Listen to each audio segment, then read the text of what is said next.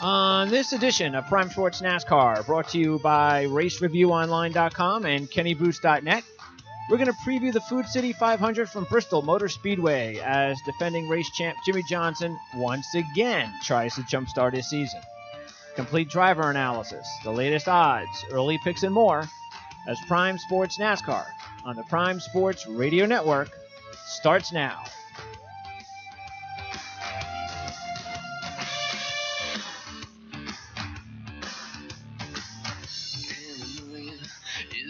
All right, Thursday, April 12th, 2018. You're listening to Prime Sports NASCAR as we enter Week 8 of the 2018 season. And let's hope there's no rain for qualifying tomorrow. Right, boys? I mean, last year, can you believe it? They had rain that rained out qualifying for – not qualifying, I mean for the race itself. We had 2 Monday races at Bristol last year, and when we especially not this week, CJ, but of course next time around, we definitely don't want to rain out because we want the night race at Bristol. Yeah, I was so disappointed last year with it. You look forward to that race, every single year. It's one of the best ones. I mean, Bristol's a fantastic track regardless. But then to have it at night is spectacular. And if I'm not mistaken, I looked at the forecast earlier in the week, and it does show rain, unfortunately, for Sunday. Well, maybe they have to do something about the schedule then, Eric, because this is not good. At least look, if it's going to rain on one of the 2 race days, better off it. I guess it happens now because it's not a night race, but who knows? Maybe it'll rain during the day and we'll get a night race. Yeah, that happened a couple years ago, actually. I remember it rained during the day, and I believe it was Selection Sunday of the NCAA tournament, too, that it happened, that it actually worked out for the better because they didn't even get back going again until later that night. So it kind of had a primetime race, but yeah, this weekend, I just looked a little bit ago, too, and it shows pretty much rain Sunday, and it actually now shows rain all day Monday, so we may get some Tuesday action here. Well, let's just hope for day rain so we can get 2. We really should make up for it. We should get 2 night races at Bristol this year after what happened last year. So hopefully that'll be the case. Kyle Busch finally got a win last week, guys, and we knew it was going to come. And boy, he did it the hard way. CJ, he held off Kevin Harvick, and he did a good job. I know the announcers it was funny for a while there. They kept thinking, oh, it looks like Kevin's got this, or he seems like he's cut off a fraction of a second, and it's like you were understanding where they were coming from, but you were like, nah, I'm not seeing it. It's he's kind of holding him off here. Yeah, he was holding them off. I mean, he went how many laps with just under a half a second lead. And yeah, you always knew Harvick was going to eventually end up catching him. And there were just, I mean, Harvick made so many mistakes throughout that day. It should have been Busch's anyway, but Busch kind of had him where he needed him. Even if Harvick was able to get up there, it would have taken something special really to be able to have him make a move on Busch. And even then, Busch isn't going to give it up that easily. So it would have been really difficult to get it done with that few laps or that few amount of laps remaining. Are we seeing, Eric, any changes at all? I mean, results-wise, it doesn't look like it for Hendrick. I mean, Elliott is still 18th. Johnson is still 21st. It's not going well. And any reason for us to believe that that's going to change anytime soon? No, I'm not seeing it. The only one that could change maybe a little bit is William Byron, which I was real skeptical of him even being a Cup driver this season anyways, after only having really one full-time season in each truck and Xfinity. So you're talking a 20-year-old kid with 2 total years of NASCAR experience and basically Jeff Gordon's old ride. So, but he's had, of his last 4 races, 3 of them have been in the top 15. So he's trending in the right way, but like Bristol this weekend, he doesn't have a whole lot of experience there. Oh yeah, he doesn't have the finishes. I think the odds on Byron this week are going to be, will he finish the race? That's going to be a very good question. that it'd be more finish than a top 20. And you look at Martinsville, he would. I remember the commentator, I think it was Darrell Waltrip, made the comment like, "Oh, he's doing a really good job." It's like 3 laps down in 20. I don't think that's really doing a really great job for a Hendrick car. That is very much par for the course for Darrell Waltrip.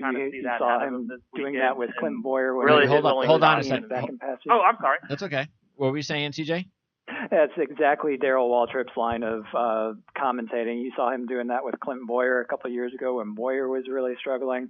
That's just the way it goes. He's always going to speak up, and they're there, like we've talked about, Greg, to promote the sport, so they're always going to be showing the bright side of life. Yeah, I mean, that's the one part of the race, Eric, that I actually don't like when they have that, like, let's go around the announcers and talk, and it's just like, because I DVR all the races. When that happens, I fast forward all that. Like, I don't need to hear everybody's predictions or whatever. I mean, it's we get enough of the fluff, before the race and on the shows during the week. But yeah. Anyway, well, interesting. A topic on that is I've been told, really from some TV people the last few years, and they're right on the money with this. They say the reason they do that on NASCAR, they even do that sometimes in IndyCar. You know how they do this through the field, like look at the pit reporters, and they'll like, oh, I got Kurt Busch running seventh. He's talking like this on his radio, and this is the changes.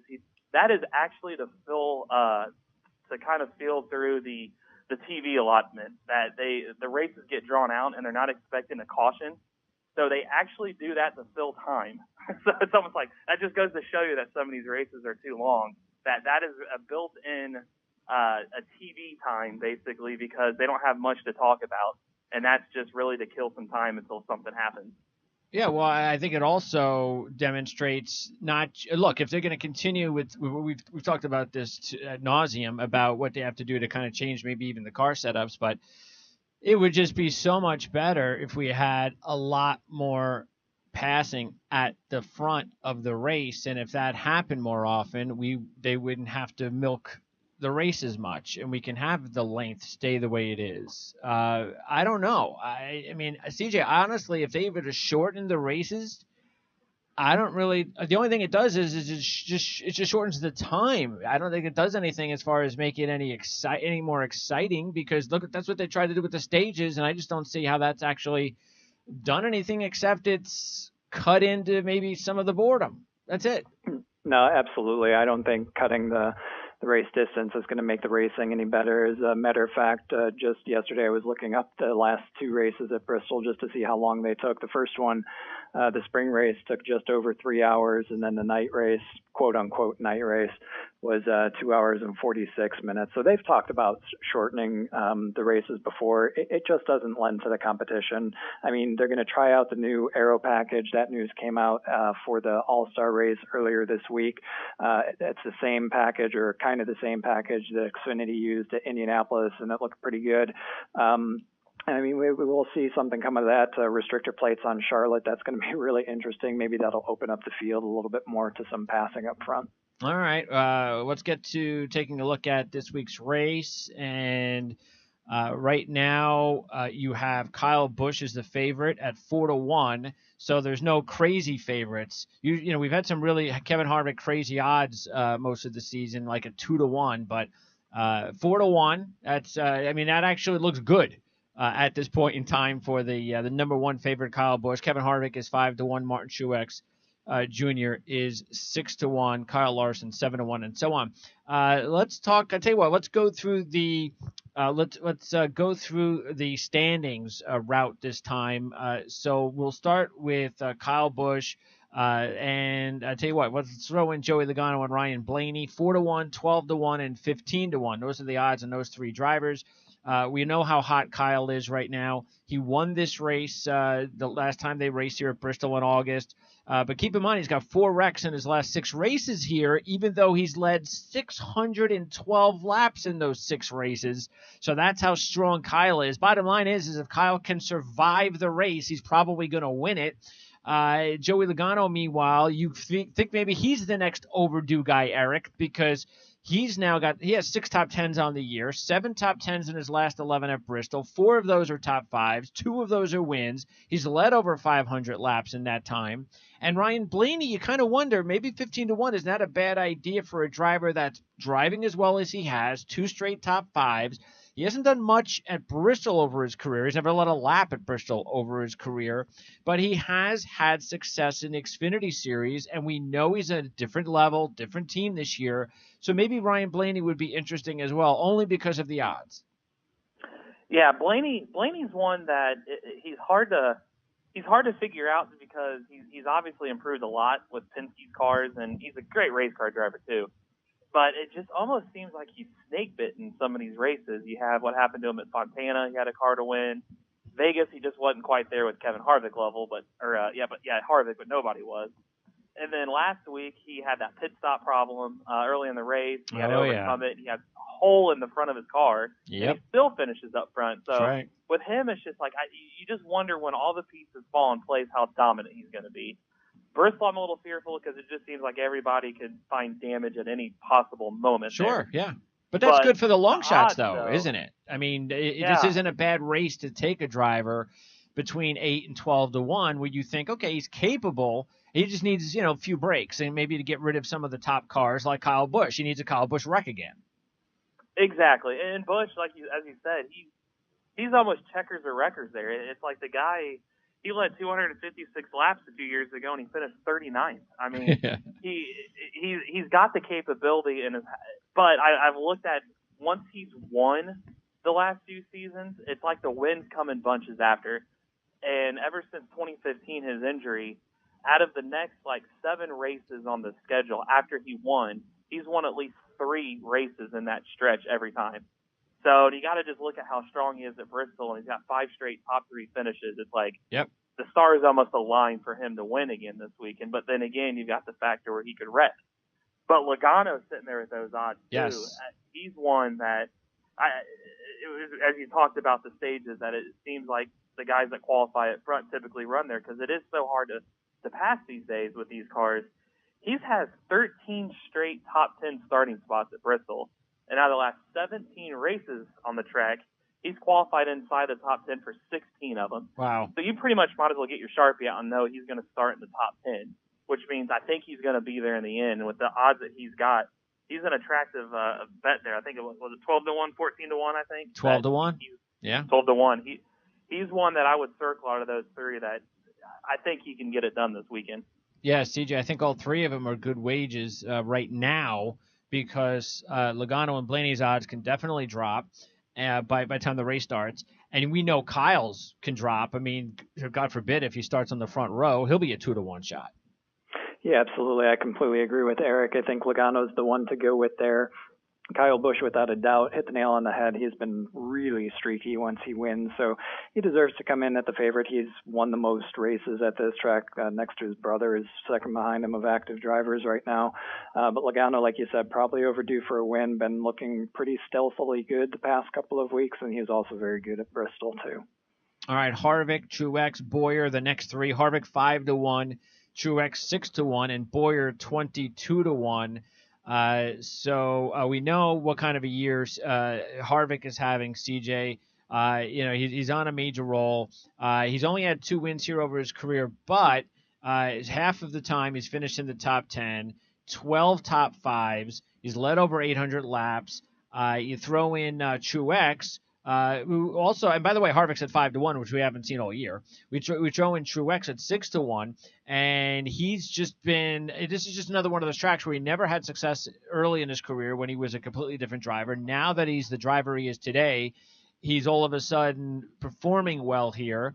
8th last year, he led 116 laps, but he was caught speeding when he was in second place on lap 465. He also won the second stage. So Truex is somebody to keep an eye on, obviously. And then Bowyer, a top 10 finish last week after winning. So that was good. 22 to 1's a big number for a driver that has a pretty decent history here, and he was second last year. So Clint Bowyer at 22 to 1. I know winning 2 out of 3 races is kind of a lot to ask for a driver who hadn't won in a few years, but you are getting 22 to 1. Looking at Kevin Harvick, the prices that he's been for every race so far this year, he's probably looking like a really good value at that price point.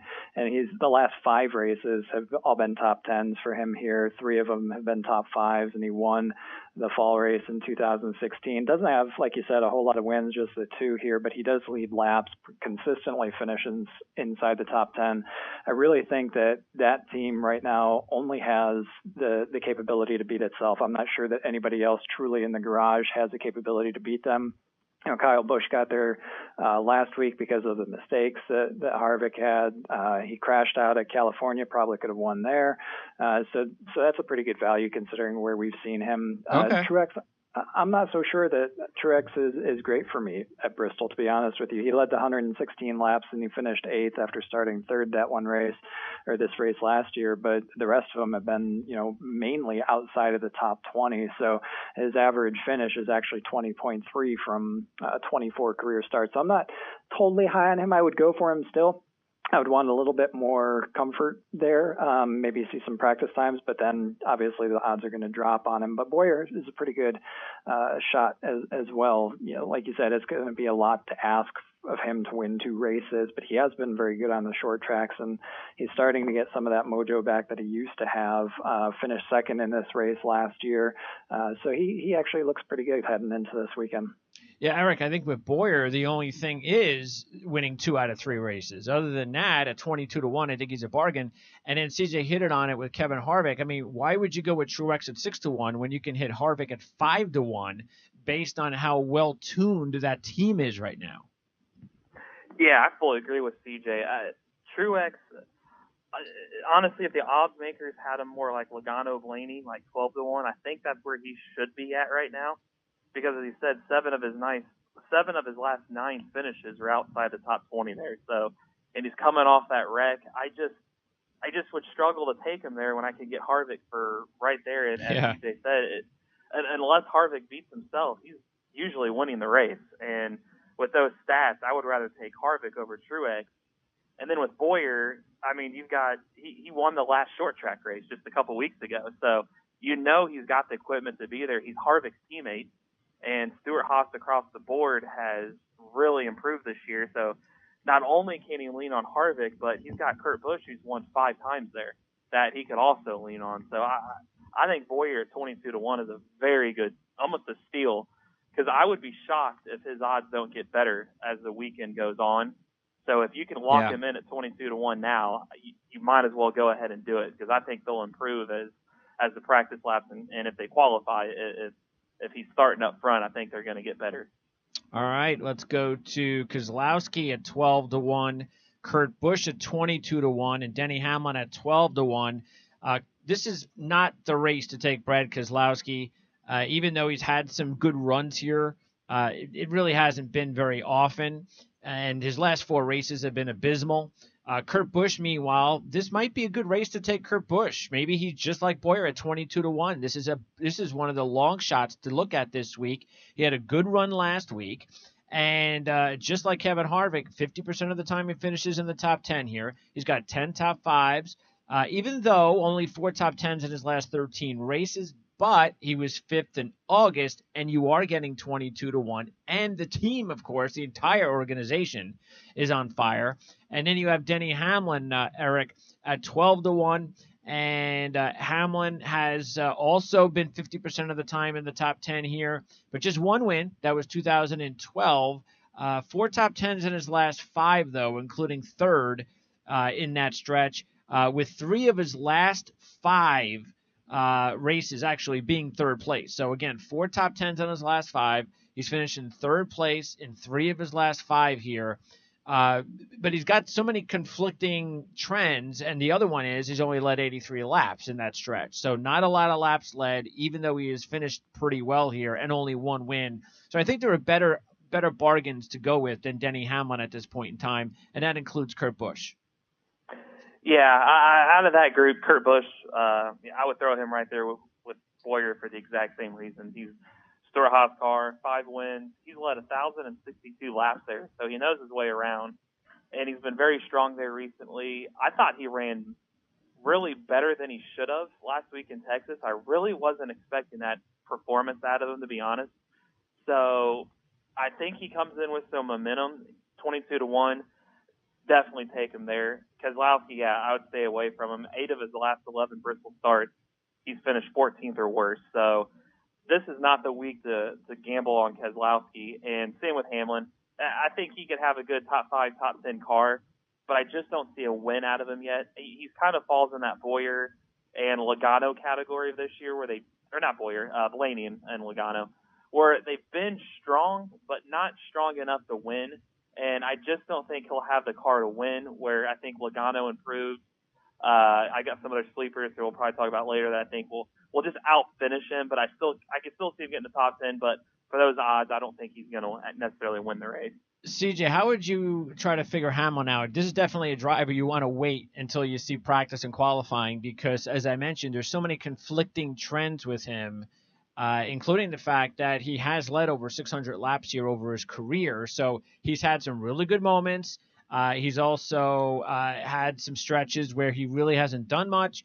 Results, though, have been there, but only one win. So maybe fantasy is a good way about a good thing to go about it. I just don't know about picking him to win. No, I completely agree. And as Eric was talking, I was thinking, well, I think he's a fantastic play on a fantasy roster. He's good at this track. I mean, that what you're looking for in fantasy is kind of somebody that you can bank on a top 10 finish. And I think that with Hamlin, you can get that. And obviously, though, exactly like Eric said, the speed just hasn't been there enough to get him over the hurdle of getting into the top 2 to be able to fight for a win. He just doesn't have that kind of edge, but definitely he's got it to be able to be in the top 10. So fantasy play for sure. Not for the win though. All right, and who would you take, Kurt Busch or Keselowski? I would take Kurt Busch just based on his record. I mean, he didn't have a fantastic past 3 races at this track, but he did finish 5th after starting 25th in the fall race last year. So he's got definitely the better momentum. Maybe there's a little bit more upside on Brad, but that's a bigger question mark for sure. All right, let's see. We go Larson, Jones, and Kyle. And CJ. You've got Larson 7-1, but they're really not going yet. They haven't kicked it into gear yet since the way the season ended last year. And because other than that, he would definitely be a play. I just don't like the 7-1. I don't like the fact that they're just not finishing races properly. But look, in this race last year, he won the first stage. He led the most laps, 202, and he was caught speeding when he was in second place on lap 422, or maybe he wins the race. And last year in both races at Bristol, he started on the front row with 1 pole and led a combined 272 laps. I just don't like the way he's going right now at 7-1, where Eric Jones at 12-1. This is just another one of the tracks where you have to take him. I mean, he led 260 laps in the race in August. Absolutely, 100% agree. You have to take Eric Jones. Started on pole, finished second, led 260 laps. Just a stellar performance in his short 2-race span at this track. He's actually, of all the active drivers heading into this weekend, he's got the highest driver rating on the loop data. So you got to go with Eric Jones for sure. Plus, he's been looking pretty good so far this year. Like we talked about before, Kyle Larson probably makes a good fantasy play, not necessarily a good betting play to win the race for everything that you said before. I really expect him to be fast, just based on the fact that he led over 270 laps here combined last year through the 2 races. Started from the front row, like you said, but he's had so many problems so far this year that it's almost like he's shooting himself in the foot, or they've got some kind of shadow cast over them. They really haven't replicated where they were last year. I think they need a little bit of good luck. They could get that this weekend just based on his past statistics, and maybe that'll help them going forward. But good fantasy play, not so much where I'd put my money. I would definitely put all my eggs in the basket of Eric Jones. Yeah, 4 races for Larson this year, 16th or worse. Meanwhile, Eric Jones, not only did he have the big race in August when he finished second from the pole, but let's keep in mind he was 8th in this race last year on lap 422 when he got a flat and wrecked. Yeah, he's the one that I was alluding to earlier as my sleeper. I'm almost willing to go on record right now, even before seeing practice or qualifying, and pick him as my winner this week. I think this is Eric Jones' week. Okay. You look at what he did last week at Texas, which I figured he'd be a top 5 car, and he was even leading laps. And if the strategy played out a little differently, I think you could have contended with Kyle there. Just that long green flag run, and you mix in with Harvick kind of in the middle there. He finished about where he should have. But I think this is the week. He won the last 2 Xfinity races there in the spring race. So 2016 and 2017. He's run well in the truck series there. He's, as you said, led 260 laps in the August race there last year. And I also got to point to Matt Kenseth, how good he was in that car at this race. And last year I went and looked and see how Kenseth did at Bristol. He finished fourth in both races. Okay. So you got Jones finishing fourth last week. You got this car that he's in, I think has improved a little bit this year. And Kenseth finished fourth in it last year. I just think all the numbers add up. I think this is his week. If something happens to Kyle Busch, Jones is going to be there. And you got Harvick, who's going to be up front, but as CJ alluded to too, that seems like if he doesn't win, he takes himself out somehow. So yeah. I think they'll all be there, but I just have this feeling this is Eric Jones' week to get his first Cup win. All right, Eric, between the drivers, 12th in the standings to 17th, that's Almirola 40-1, Dylan Bowman Menard at 100-1, Newman at 85-1, and William Byron at 200-1. Which one of those drivers would you lean at? Because when I look at any of the recent trends on the tracks or anything like that, the only driver that stands out would be Ryan Newman with 17 top 10s and 32 races at Bristol, including 4 top 10s in his last 6, but he doesn't lead laps. Yeah, Newman wouldn't be a good fantasy play, but I think he's at those odds is a good choice. I do think he'll be in the top 10 just because 4 of the last 6 races he's been on there. He's finished in the top 10, including 6 last August. But he's not going to lead you a lot of laps. I think he's going to be one of those guys that's going to hover between like 7th and 15th all day and then wait to see if the others kind of take themselves out, which it's Bristol. That's probably going to happen. And if he just somehow lucks into strategy and gets a win, he would be the one I'd say to that group. I'm not real sure. I haven't seen the updated odds, but the Roush Fenway Racing Camp, this is one race, I think, outside of a restrictor plate that I've got my eye on them right now. Last I looked, I think Stenhouse was like 50-1 and Trevor Bayne was like 66-1. This is Stenhouse's best track. He's got a 10.80 average finish. He's got 2 top 10s, including a runner-up in his last 3 starts there, including 2 total runner-ups in his career. I just have this feeling that it just seems like if this race gets pushed off a day, it seems like he thrives in that moment there. So I've got my eye on him. And also, oddly enough, Trevor Bayne. This is his home track. He's coming off of a season-best finish last week in Texas. And he hasn't finished worse than 15th in his last 5 starts at Bristol, including 11th and 7th in both races last year. And he was 5th in this race in 2016. So as far as kind of long shot sleepers, those are I know you asked for one name. Those would be the 3 that I'd give you that I've got my eye on. Well, Stenhouse is 85-1, Bayne is 100-1, and look, Stenhouse has more success here than just about any other track outside the restrictor plates, where he's won 5 top 10s and 3 top 5s at this racetrack. So yeah, Stenhouse is a must play at an 85-1 shot. Throw a buck on him for crying out loud. By the way, Suarez is also 85-1. He's been very successful here, CJ, in the Xfinity Series, but hasn't shown it yet this year or in his 2 starts last year at Bristol. Jamie McMurray's also 85-1. He's coming off a 3rd place finish last week. He's had some success on this track. And he's 85-1. Now, Allmendinger, Wallace are also in the group at 500-1. And, of course, Wallace coming off the 8th place finish last week. So what about all those long shots that I just mentioned and went over? I think they're all the ones worth mentioning for sure. If you could get them in a basket for like $5 or something, I would definitely do it because there's a lot of opportunity there. You know, McMurray, like you said, I think AJ Allmendinger's got a pretty good chance. He's another one that has had just a taste of success so far this season, not a whole lot. But of the bunch, if you have to go with one, Stenhouse is absolutely the one to do it. Finished in the top 10, 50% of his starts here out of 10.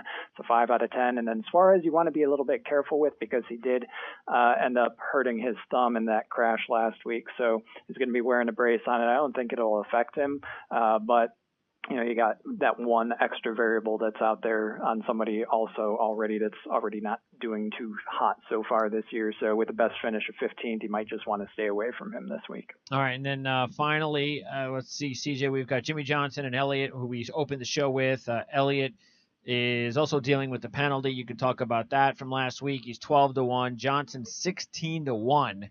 And Elliott has been pretty good here in 8 career races, 4 Cup, 4 Xfinity Series, just pretty good, no wins. Jimmy Johnson, though, has only 2 wins in 32 races. He has led over 900 laps, and he's got 11 top 5s and 18 top 10s and all that kind of stuff. So there's a lot of good there. And he's defending champ of the race. He led 81 laps last year, but again, just one top 10 on the year, which is pretty surprising. We knew he might struggle, but this is just getting ridiculous. So what about Johnson and Elliott? Not touching Johnson with a 10-foot pole this week. He's got to do something to make me believe in him again. I mean, he's struggling so badly. His other teammates, all way less experienced, like we've talked about before, just having better years than him, and even they aren't having great years. So that says a lot about that organization. But then you look at Chase Elliott. You said the penalty, rear window issue with the brace there last week. So you got another severe penalty, the points deduction out of no crew chief for 2 weeks, so not going to have a crew chief this week. Backup crew chief, I should say. 4 races, he's done pretty good. 2 top 10s, 1 top 5. I would probably lean toward him. Definitely of the 2, Chase would be the one that I would go with, but both of them have just got a lot of problems that they need to clear up before you start really counting on them. All right. Do you guys see Chase? I almost see him now at the second penalty, and I know, CJ, you've seen this last year, of almost to the danger zone of like what Joey Logano happened to him last year, where it's like you get caught so many times, you don't really work outside that box anymore for speed, that you're so fearful of getting hit with another penalty. I know like Rick Hendrick's a very Christian man and doesn't like a lot of the quote unquote cheating that microscope might be on, to where the speed kind of drops off like Logano's did last year. Do you guys see that now moving forward? Absolutely agree with that 100%. I mean, this is his second severe penalty of the year. I want to give him at least a week to see how he responds to it. I think they're going to be a little bit slower, like Logano. I don't know that it'll last as long as Logano, but it's going to take him a couple weeks to recover for sure. All right, CJ. So what's going on over at RotoWire? What are you going to have available in the next few days, getting ready for this race? We will have my fantasy picks for DraftKings lineup coming up after qualifying. We'll have within 24 hours of the race a race recap, and then we've also got IndyCar this weekend out at Long Beach. All right, and of course, all of our listeners can go to our website. We have a direct link of how to reach your articles that are out. And again, that's 2 a week. Is that correct? That is correct. 2 a week. 1 to recap the race and 1 to preview the race, the following race, correct? Correct. All right. Well, 100%. All right. Thanks, CJ. I appreciate it. Have a good one. Thanks. Okay. That's CJ Radoon. And let me ask you, Eric, about those drivers, those Hendrick drivers, Elliott and Johnson. You just even posed the question yourself about how you would think Elliott might respond. So he's dealing with some potential issues hanging over his head, yet you do feel more confident with him without those issues as a better driver so far this season than Jimmy Johnson. Yet with Johnson, you're getting better odds, more experience on a track where you need more experience. And you do also kind of wonder, I mean, how much longer can this possibly go before Jimmy Johnson actually has a really good run? Yeah, I'm with CJ. I just don't have faith in Jimmy right now to touch him, even though his stats are obviously way better, and he actually won the race last year. But yep. I just don't see. Honestly, so you would take Elliott over Johnson? I would take Elliott, but even if I had out of those 2, but yeah. I just don't see it out of Elliott this weekend. His only grace, I guess, saving grace for him this weekend is Kenny Francis is the interim crew chief, and I know he hasn't worked with him before, but Kenny Francis did a really good job with Casey Kane at Bristol there. In fact, I believe he finished second to Kenseth there a couple times, and when Kenseth won. So Kenny Francis knows a good setup for around this track. But does the setup that he knows through Casey Kane, is that going to translate over well to Chase Elliott? Because let's face it, they're kind of going to start from scratch because of everything they've been hit with. And you also got to point out a few weeks ago at Fontana that they didn't even qualify because they couldn't even pass inspection. So 3 of the 7 races this year, that 9 car has had an issue. So that just worries me a little bit because Bristol, you got a lot of side force in the turns that are they going to have any kind of aerodynamic advantage? Can they even work outside that box kind of and find an advantage, or is the fear of God kind of been put into them by NASCAR to say, look, we've already penalized you twice for an L1 penalty. Don't come in this office again with something with a third. And he's lost 46 points of penalties this year. Yeah. I don't think they can afford to lose any more points. No, so, they have to win. To me, I think Elliott almost now needs to go the safe play. Just finish in the top 10. Don't push it for a win. You need to get some of these points back, or he may be on the outside looking in when we get into September. That you got to come back and realize, well, if you lost 46 points, where would you be with those? And they're not even working outside the box. So out of the two, I would pick Chase Elliott, but I don't think this is his weekend to win. By the way, does this let Dale Earnhardt Jr. off the hook a little bit after how much he struggled last year? I think so. I think it's just across the board, and I remember writing about this. Gosh, I think it was last fall that I saw that. I wonder if I saw this coming, and it ends up it was right that with Jeff Gordon was such a good driver that he kind of took all these setups. A lot of people went off of his setups, and he's such a good teacher and such a good way to show people the right way around the track. And Jimmy Johnson was never the guy that was the leader. He always kind of followed Jeff Gordon, didn't have any of the pressure. Junior unfairly just had all that pressure from his dad, and he'll admit that he even admitted to me in Indy, I think it was last year or the year before, that he almost wishes his name wasn't Dale Earnhardt Jr. It was maybe Jeff Earnhardt or something. Or I don't know, there is a Jeffrey Earnhardt actually, but just because of the pressure from his dad, that he basically, I'm never going to be my dad. I'm not my dad, and I'm in a Hendrick car, and people expect me to be better than my dad. And the finishes I had, do I wish they'd be better? Yes, but that's just who I am and what this car is right now. And now you look at this team where they are now, they don't have that guy anymore.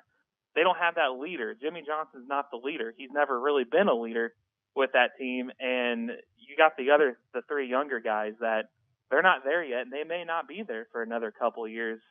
So I think that's where you see Hendrick kind of overstepping the lines and seeing all these penalties out of them, is they've got to start working outside the box. I think it does give a little bit credit back to Junior that, look, this wasn't all Dale Jr. This is a Hendrick problem across the board. And I think you can kind of see how much Jeff Gordon masked. And I'm an Indianapolis guy. That's where I live. So we've seen that with Peyton Manning here with our Colts, that if you take him off that team, he hit a lot of deficiencies with that roster. And same with now we've got Andrew Luck that was injured. So you take some key pieces away, and it's amazing what comes out when they're gone. And I think Hendrick's that way right now. And why is there a specific reason why Lowe's isn't going to be sponsoring Jimmy any longer? Yeah, they got a new CEO, and that tends to happen a lot in racing, where the previous leaders in charge, CEOs, executives, they may have been race fans. They may have been sold by. So the previous CEO was probably sold by Rick Hendrick and Jimmy Johnson and his team, and signed away.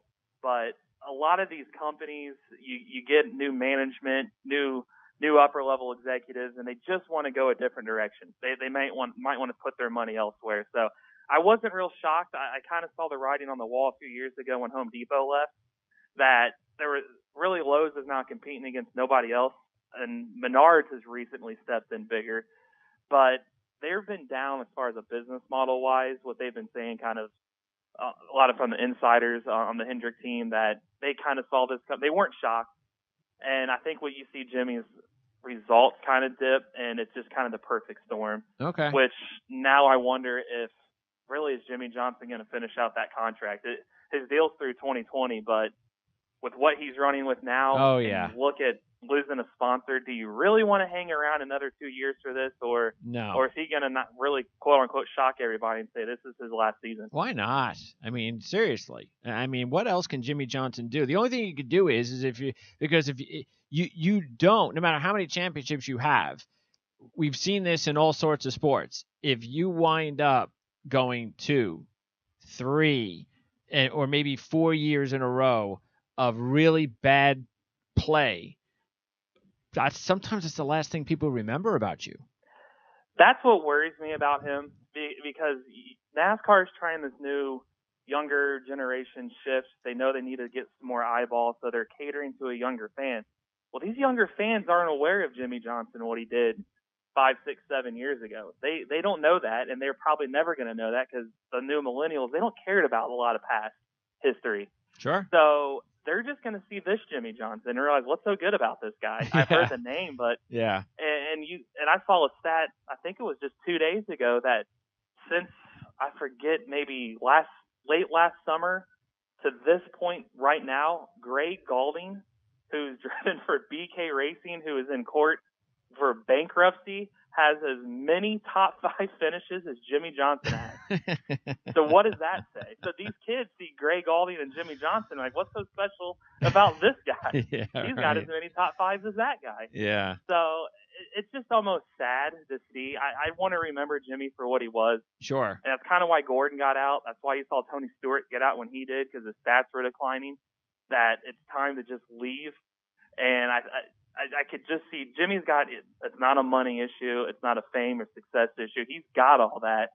That now it's an ego. Now, how do you want to be remembered? And Hendrick admitted last year during the Brickyard when they announced that Casey Kane wouldn't be back with the team, and then coincidentally enough, he wins that race, that they're kind of in the same boat that a lot of other teams are as far as money. They talked about, because then they didn't have William Byron signed fully yet, that they may scale back to 3 cars just because the amount of money that goes into a race team to be competitive is so much these days that losing these sponsors the way they have, I mean, you look at Napa. Napa's deal is up at the end of next year. Are they going to come back with Chase Elliott after? Because you got to look at, this is the second car they've been on with the cheating scandal, because it happened with Michael Waltrip Racing with Truex, and now here we go again. Do they want to be around this much longer? Yep. Lowe's backed out. Exalta's kind of scaled down. That does Jimmy Johnson kind of help Rick Hendrick out and step away? Yeah. And does him and Jeff Gordon kind of team up, because they've talked about trying to transition Jeff Gordon's contract's up with Fox at the end of the year, and there are rumors out there that he's going to leave the booth, and him and Rick Hendrick and Jimmy Johnson as a possible third investor kind of take over Hendrick moving forward. So There's all kinds of rumors out there that this we could be seeing the end of Jimmy here pretty soon. All right. By the way, what do you think about Jamie McMurray as a long shot at 85-1, coming off the 3rd place finish last week, knowing that historically he's had some decent finishes here? And for Jamie McMurray, that's important to note because he doesn't have a whole lot of tracks where you can say he's got 11 top 10s in 30 races. He worries me a little bit just because he didn't have a top 15 finish really at all this year before that. Sure, yeah. I almost caution his finish last week was more of a byproduct of how many big kind of heavy hitters were taken out in that lap 178 crash. That he kind of was just a byproduct of a lot of the leaders were taken out and he was next one up because you already had Larson and Truex and Keselowski, Hamlin. A lot of those big guys were already out. And it was a good run for him, but looking at his Bristol stats, I think he's a good play for a top 15, but he hasn't had a top 5 finish at Bristol since 2011. Okay. So that worries me a little bit. Okay. And then Kyle Larson, his teammates, never had a top 5 finish, despite his stats at Bristol. So I just don't have this as a week where I would trust much out of the Ganassi camp. And by the way, speaking of last week, let's be very let's give due to the race itself, the track, as far as it being a really good race, because we were able to see a lot of unexpected the tire issues and as you mentioned, a lot of the top drivers went down, and even though it got overshadowed by Kyle against Harvick at the end, the fact is like you said, there were so many good drivers that weren't able to handle and I understand the conditions had a lot to do with it, and you can't duplicate that, but it was good to see, and it was to me, it was probably the best race of the year because a lot of the top drivers were going down. Yeah, and what was more shocking too was obviously Texas has been repaved, so a lot of these repaves, it's a one group track. Well, you got to look at the weather, what they were dealt with. It was so cold. Maybe they should do that now. Maybe they should start driving on colder tracks. That could make things more exciting. Well, and that kind of makes me think the November race, if they get any kind of heat down there, because heat makes it slicker. So if you could run that well on a track when the conditions were at almost max grip level, what can you do when it's a little hotter and slicker and cars are kind of skating around?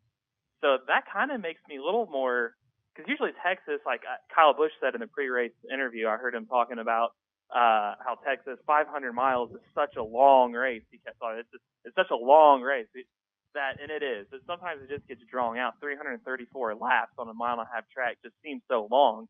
But that race, I think because maybe of the drama, you see the tires that now you got to manage tires. Now, despite the temperatures being right and the tires having max grip, they could still blow. And it happened to Kyle Larson and Martin Truex Jr. It's not like those guys are scrubs. Those are two of the top drivers in the sport right now.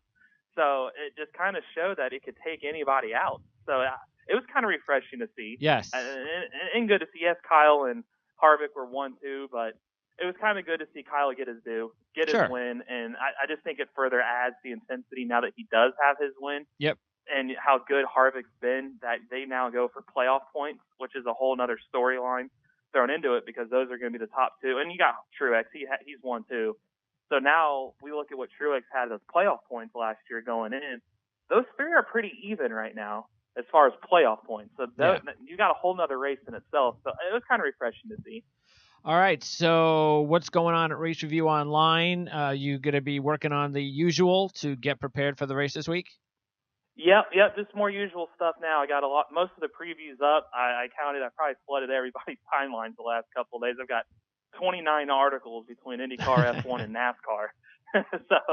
But a lot of Long Beach stuff for IndyCar too. A lot of the IndyCar guys, they like to call and they do a good job of promoting, and they like to do a lot of interviews. So a lot of features out for them. NASCAR, I got a few one-on-one features up.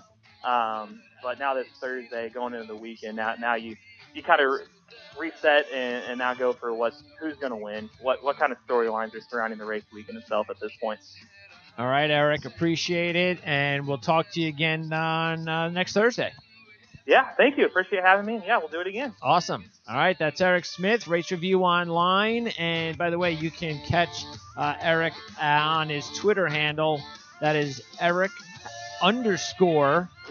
Review and at CJ Radoon. That's easy for CJ Radoon.